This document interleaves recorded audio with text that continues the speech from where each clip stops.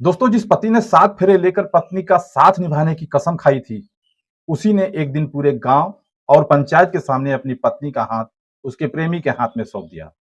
आखिर ऐसा क्या हुआ कि पति ने अपनी पत्नी की शादी दूसरे से करवा देता है?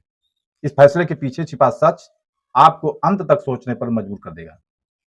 दोस्तों, आज जो कहानी मैं आपको सुनाने जा रहा हूं, वह किसी फिल्म की पटकथा नहीं, बल्कि इंसानी भरोसे, रिश्तों और त्याग की ऐसी दास्तान है जिसे सुनकर शायद आप भी कुछ देर के लिए खामोश हो जाएंगे। यह कहानी है उत्तर प्रदेश के जिला जौनपुर के एक छोटे से गांव बरईपुर की, जहां रहने वाला विक्रम यादव अपनी पत्नी रीना और 3 साल की बेटी परी के साथ जिंदगी गुजार रहा था। विक्रम दिल्ली की एक प्राइवेट कंपनी में सुपरवाइजर था। सुबह 7 बजे घर से निकलता है और रात को 9 बजे तक वह घर पर वापस आता है। कमाई ज्यादा नहीं थी, लेकिन इतनी जरूर थी कि परिवार का खर्च आराम से चल सके। रीना जो उसकी पत्नी थी, वह पढ़ी लिखी थी। शुरुआत के 2 साल तक तो वह सब कुछ ठीक ठाक चलता रहा। गांव वाले भी कहते थे कि विक्रम और रीना की जोड़ी भगवान ने बहुत अच्छी बनाई है। लेकिन दोस्तों, कहते हैं ना, रिश्ते बाहर से जितने मजबूत दिखाई देते हैं, अंदर से उतने ही नाजुक हो सकते हैं। धीरे धीरे विक्रम का काम बढ़ता गया। उसे अक्सर ओवर टाइम करना पड़ता। कई कई दिन ऐसे निकल जाते जब पति पत्नी के बीच सिर्फ 2 मिनट की बातचीत हो पाती थी। इसी बीच एक दिन उसके मोबाइल पर एक अनजान नंबर से फोन आता है। फोन उठाया तो दूसरी तरफ से आवाज आई, पहचाना नहीं क्या? मैं आदित्य बोल रहा हूँ। दोस्तों, मैं बताना चाहूंगा, यह वही आदित्य था जो कभी रीना के साथ कॉलेज में पढ़ता था। वो दोनों अच्छे दोस्त थे। शादी के बाद संपर्क पूरी तरह टूट गया था। शुरुआत में दोनों सिर्फ हाल चाल पूछते रहे, फिर कभी कभी बातें होने लगी और कुछ ही महीनों में रोज घंटों फोन पर बातचीत होने लगी। लेकिन उन्हें यह एहसास नहीं हुआ कि बातों बातों में एक दूसरे का वही कॉलेज वाला प्यार अब एक ऐसे रिश्ते में बदल रहा है जिसकी कीमत किसी का बसा बसाया घर उजाड़ कर चुकाना पड़ेगा। उधर विक्रम को कुछ भी पता नहीं था। वह अपनी दुनिया में सिर्फ मेहनत कर रहा था। एक दिन उसने देखा कि रीना पहले की तरह खुश नहीं रहती। वह अक्सर मोबाइल छिपाकर बात करती, लेकिन विक्रम ने कभी शक नहीं किया। उसे अपनी पत्नी पर पूरा भरोसा था। रीना और आदित्य की बातचीत अब सिर्फ हालचाल तक सीमित नहीं रही। दोनों रोज घंटों फोन पर बात करने लगे। सुबह गुड मॉर्निंग से लेकर रात को गुड नाइट तक उनका संपर्क बना रहता था। एक शाम विक्रम समय से पहले घर पहुंचता है तो देखता है कि दरवाजा खुला हुआ है। रीना कमरे में अकेली बैठी मुस्कुरा रही थी और मोबाइल पर किसी से वीडियो कॉल पर बात कर रही थी। जैसे ही उसने विक्रम को देखा, उसने घबरा कर फोन काट दिया। विक्रम ने पूछा, किससे बात कर रही थी? तब रीना बोलती है कि कॉलेज की एक सहेली थी, उसी से बात कर रही हूँ। विक्रम ने ज्यादा सवाल भी नहीं किए। उसे अपनी पत्नी पर पूरा भरोसा था, लेकिन उस दिन के बाद उसके मन में एक छोटा सा सवाल जरूर पैदा हो गया। कुछ दिनों बाद रीना ने नया मोबाइल लेने की जिद कर दी। विक्रम ने बिना कुछ सोचे उसे एक नया फोन खरीद कर दे दिया। लेकिन उसे क्या पता था कि यही मोबाइल उसके घर की खुशियां छीन लेगा। अब रीना पहले से ज्यादा समय मोबाइल पर बिताने लगी। रात को देर तक जागना, बार बार छत पर जाकर अकेले बात करना और किसी के मैसेज आते ही खुश हो जाना। ये सब बातें धीरे धीरे विक्रम की नजर में आने लगी। एक दिन उसने प्यार से पूछा, रीना, कोई परेशानी है क्या? रीना ने कहा, नहीं, बस गांव की सहेलियों से बात करती हूँ। विक्रम ने फिर भी बात वहीं खत्म कर दी। उधर आदित्य अब रीना पर दबाव बनाने लगा। उसने कहा, अगर तुम खुश नहीं हो उसके साथ तो ऐसे कब तक जियोगी? रीना भी अपने मन की बातें उससे साझा करने लगी। धीरे धीरे उसने अपने वैवाहिक जीवन की छोटी छोटी परेशानियां भी बढ़ा चढ़ाकर बतानी शुरू कर दी। इस पर आदित्य हर बात में खुद को उसको सबसे बड़ा हमदर्द साबित करता रहता। कुछ ही महीनों में दोनों ने मिलने का फैसला कर लिया। एक दिन रीना ने मायके जाने का बहाना बनाया। विक्रम ने खुद उसे बस स्टैंड छोड़ने के लिए गया और कहा, रीना, तुम जल्दी वापस आ जाना, परी तुम्हारे बिना रह नहीं पाएगी। रीना ने सिर हिलाकर हामी भरी, लेकिन वह मायके नहीं गई। वह सीधे आदित्य से मिलने चली गई। दोनों पूरे दिन साथ रहे। उसी दिन पहली बार दोनों ने साथ रहने का सपना देखा। अब उनके लिए वापस लौटना आसान नहीं था। उधर विक्रम को जब रीना के मायके से फोन आया कि वह यहां पहुंची ही नहीं, तो उसके पैरों तले से जमीन खिसक गई। उसने बार बार फोन मिलाया, लेकिन मोबाइल बंद था। रिश्तेदारों से पूछा, दोस्तों से पूछा, लेकिन कोई जानकारी नहीं मिली। पूरी रात उसने बेटी को गोद में लेकर बिताई। सुबह होते ही उसने पुलिस में मिसिंग कंप्लेंट दर्ज कराई। उसे अब भी उम्मीद थी कि शायद कोई गलतफहमी हो, लेकिन उसे नहीं पता था कि सच उससे कहीं ज्यादा बड़ा था। गुमशुदगी की रिपोर्ट दर्ज होने के बाद पुलिस ने अपनी जांच शुरू कर दी। हर रोज वह यही उम्मीद लेकर उठता कि शायद आज कोई अच्छी खबर मिलेगी, लेकिन दोस्तों, हर दिन निराशा ही हाथ लगती। उधर आदित्य और रीना दूसरे शहर में किराए का कमरा लेकर रहने लगी। दोनों को लगा कि अब कोई उन्हें ढूंढ ही नहीं पाएगा, लेकिन सच ज्यादा दिनों तक तो छिप ही नहीं सकता। एक दिन गांव के ही एक युवक ने दोनों को बाजार में साथ देख लिया। उसने तुरंत यह बात रीना के परिवार वालों को बता दी।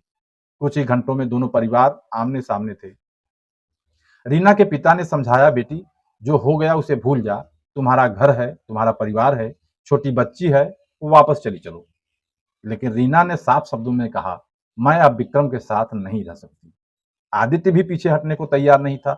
उसने कहा, अगर रीना अपनी मर्जी से मेरे साथ रहना चाहती है तो मैं उसका साथ नहीं छोड़ूंगा।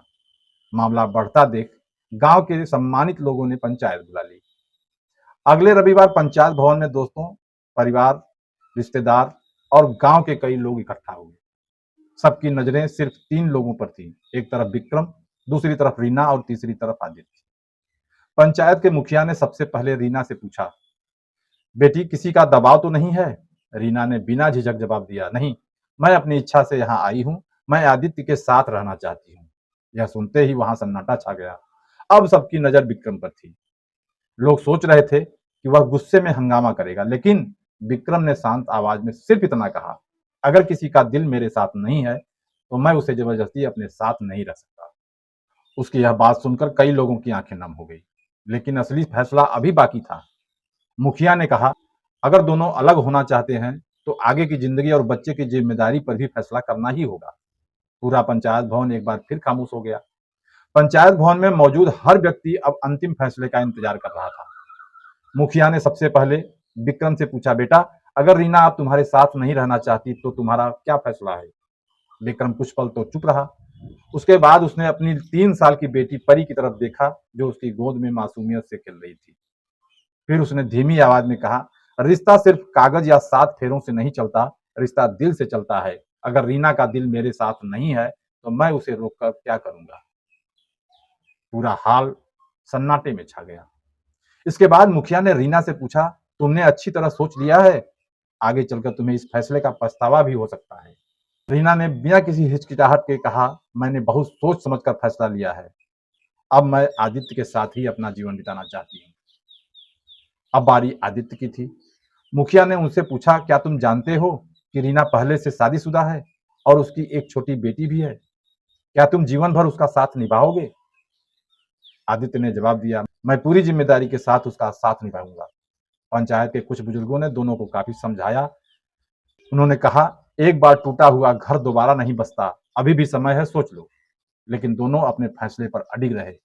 करीब 2 घंटे तक बातचीत चलती रही, बहस चलती रही। आखिरकार दोनों परिवारों ने आपसी सहमति से अलग होने का निर्णय स्वीकार कर लिया। तय हुआ कि बेटी परी अपने पिता विक्रम के साथ रहेगी, क्योंकि उसकी पढ़ाई और परवरिश की जिम्मेदारी वही उठा पाएगा। यह फैसला सुनते ही पहली बार रीना की आंखों में आंसू आ गए।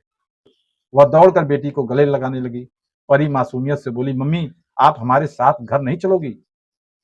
इस एक सवाल ने वहां मौजूद कई लोगों की आंखें नम कर दी। रीना के पास कोई जवाब नहीं था। उसने सिर्फ बेटी का माथा चूमा और रोते हुए उसे विक्रम की गोद में वापस सौंप दिया। विक्रम ने बेटी को संभाला, लेकिन उसकी अपनी आंखों से भी आंसू बह रहे थे। उसने फिर भी खुद को मजबूत रखा।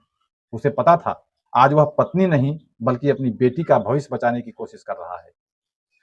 दोस्तों, पंचायत खत्म होने के बाद गांव के मंदिर में एक और ऐसा दृश्य देखने को मिला जिसकी किसी ने कल्पना भी नहीं की थी। पंचायत का फैसला हो चुका था, लेकिन गांव में चर्चा अब भी खत्म नहीं हुई थी। हर किसी के मन में बस एक ही सवाल था, अब आगे क्या होगा? शाम के करीब 4 बजे गांव के पुराने शिव मंदिर में दोनों परिवारों के कुछ लोग पहुंचे। मंदिर के बाहर गांव वाले भी बड़ी संख्या में खड़े थे। कोई इस फैसले का समर्थन कर रहा था तो कोई इसे गलत बता रहा था। इसी बीच विक्रम अपनी बेटी परी को गोद में उठाकर मंदिर में पहुंचता है। उसके चेहरे पर दर्द साफ दिखाई दे रहा था, लेकिन उसने किसी के सामने अपने आंसू नहीं आने दिए। अपने आंसुओं को छुपाता रहा। मंदिर के पुजारी ने सबसे पहले तीनों को बुलाया। उन्होंने आखिरी बार पूछा, जो भी फैसला हो रहा है, क्या यह बिना किसी दबाव के हो रहा है? रीना ने कहा, जी, मैं अपनी इच्छा से यह फैसला ले रही हूँ। आदित्य ने भी हामी भर दी। विक्रम ने सिर्फ इतना कहा, मैं किसी को रोकना नहीं चाहता। जो इंसान मेरे साथ रहकर खुश नहीं है, उसे मजबूरी में अपने साथ रखना ठीक नहीं है। मंदिर में मौजूद कई लोग यह सुनकर एक दूसरे का चेहरा देखने लगे। किसी ने धीरे से कहा, इतना धैर्य हर किसी में नहीं होता। इसके बाद रीना ने अपनी शादी की चूड़ियां और मंगलसूत्र उतारकर विक्रम के हाथ में रख देती है। उस पल विक्रम का दिल जैसे टूट कर बिखर गया। उसे अपनी शादी का दिन याद आने लगा। वही 7 फेरे, वही वचन, वही सपने, और आज सब कुछ खत्म। कुछ पल तक मंदिर में पूरी तरह सन्नाटा छा गया। फिर पुजारी ने आदित्य और रीना को आगे बुलाया। सरल रीत रिवाज से दोनों ने एक दूसरे को वरमाला पहनाई। आदित्य ने रीना की मांग में सिंदूर भरा। मंदिर में मौजूद लोग इस दृश्य को चुपचाप देखते रहे। कोई ताली नहीं बजा रहा था, क्योंकि यह खुशी का नहीं, एक टूटते हुए परिवार का पल था। विक्रम अपनी बेटी को सीने से लगाए खड़ा रहा। उसने एक बार भी पीछे मुड़कर नहीं देखा। जब सारी रस्में पूरी हो गई तो वह चुपचाप मंदिर की सीढ़ियों से नीचे उतरने लगा। तभी पीछे से रीना की आवाज आई, विक्रम, 1 मिनट रुको। विक्रम रुक गया। रीना उसके सामने आई। उसकी आंखों से लगातार आंसू बह रहे थे। उसने कहा, अगर मैंने तुम्हें कभी दुख पहुंचाया हो तो मुझे माफ कर देना। तब विक्रम ने कुछ पल उसकी तरफ देखा और बोला, माफ तो मैं आज ही कर चुका हूं, लेकिन जो भरोसा एक बार टूट जाता है वह दोबारा कभी पहले जैसा नहीं बनता। इतना कहकर उसने अपनी बेटी का हाथ थमा और बिना पीछे देखे मंदिर से बाहर निकल गया। उसे जाते हुए देखकर वहां मौजूद कई लोगों की आंखें भर आई। लेकिन कहानी यहीं खत्म नहीं होती। करीब 1.5 साल बाद एक ऐसी घटना हुई जिसने तीनों की जिंदगी फिर से बदल दी। मंदिर में हुई उस घटना को करीब 1.5 साल बीत चुके थे। विक्रम अब पूरी तरह अपनी बेटी परी की परवरिश में जुट गया था। सुबह उसे स्कूल छोड़ना, शाम को खुद खाना बनाना, होमवर्क कराना और रात में उसे कहानी सुनाकर सुला देना, अब यही उसकी पूरी दुनिया थी। गांव वाले कई बार कहते, विक्रम, अभी तुम्हारी उम्र ही क्या है, दूसरी शादी कर लो। लेकिन हर बार वह मुस्कुराकर एक ही जवाब देता, मेरी बेटी ही मेरी दुनिया है, अभी मुझे किसी और की जरूरत नहीं। धीरे धीरे लोगों ने भी उसे समझाना बंद कर दिया। उधर रीना और आदित्य ने पास के कस्बे में किराए का कमरा लिया। शुरुआत के कुछ महीने बहुत अच्छे से बीते। दोनों को लगा कि अब जिंदगी उनकी मर्जी से चलेगी, लेकिन रोजमर्रा की जिम्मेदारियां सामने आते ही हालात बदलने लगे। आदित्य की नौकरी छूट गई। घर का खर्चा चलाना मुश्किल होने लगा। पैसों की कमी से छोटी छोटी बातों पर झगड़े शुरू हो गए। जो बातें कभी फोन पर घंटों करके खत्म नहीं हो जाती थी, अब वही बातें आमने सामने लड़ाई में बदलने लगी। एक रात रीना ने कहा, शायद हमने बहुत जल्दबाजी में फैसला लिया था। आदित्य ने गुस्से में जवाब दिया, अब पीछे मुड़कर देखने से क्या होगा। उस दिन पहली बार रीना देर रात तक रोती रही। उसे अपनी बेटी परी की याद आने लगी। उसे याद आया कैसे परी हर रात उसके सीने से लग कर सोती थी, कैसे वह उसे मम्मी कहकर पुकारती थी। उसने कई बार विक्रम को फोन करने की कोशिश की, लेकिन हर बार नंबर मिलाकर काट देती। उसे समझ नहीं आ रहा था कि इतने बड़े फैसले के बाद वह किस अधिकार से बात करे। इधर विक्रम अपनी बेटी के साथ सामान्य जीवन जीने की कोशिश कर रहा था। एक रविवार वह परी को मेले में घुमाने ले गया। परी ने खिलौना खरीदते हुए अचानक पूछा, पापा, मम्मी कब आएगी?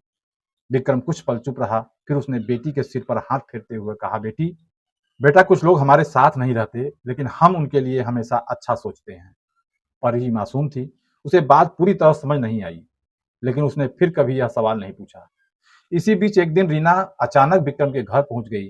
दरवाजा खुला, सामने विक्रम खड़ा था। करीब 2 साल बाद रीना पहली बार विक्रम के घर आई थी। दरवाजे पर खड़ी रीना पहले से काफी बदली हुई लग रही थी। चेहरे की मुस्कान गायब थी। आंखों के नीचे काले घेरे हो गए थे और आवाज में पहले जैसी दृढ़ता भी नहीं थी, बल्कि पछतावा साफ झलक रहा था। विक्रम ने शांत स्वर में पूछा, अंदर आ जाओ, क्या बात है?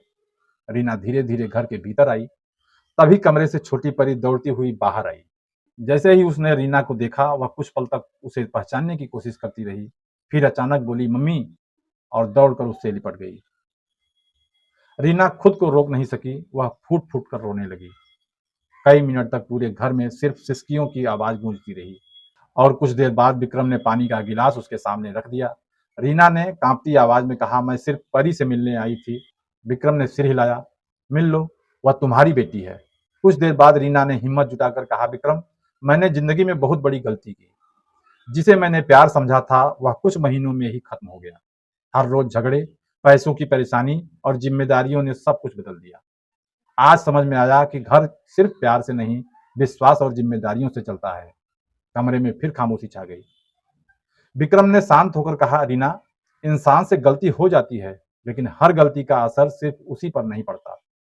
उसने परी की तरफ देखते हुए कहा, सबसे ज्यादा कीमत इस मासूम ने चुकाई है।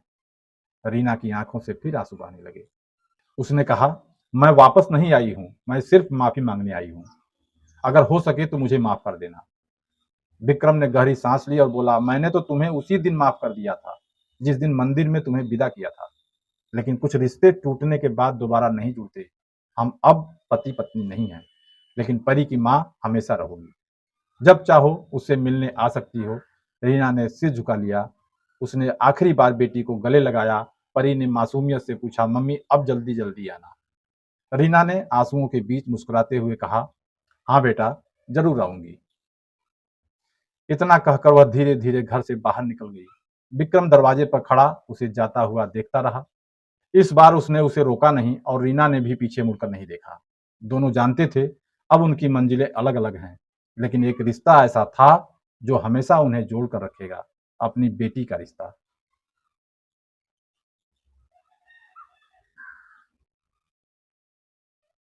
दोस्तों दोस्तों रिश्ते सिर्फ प्यार से नहीं चलते, उनकी नींव विश्वास, सम्मान और जिम्मेदारी पर टिकी होती है।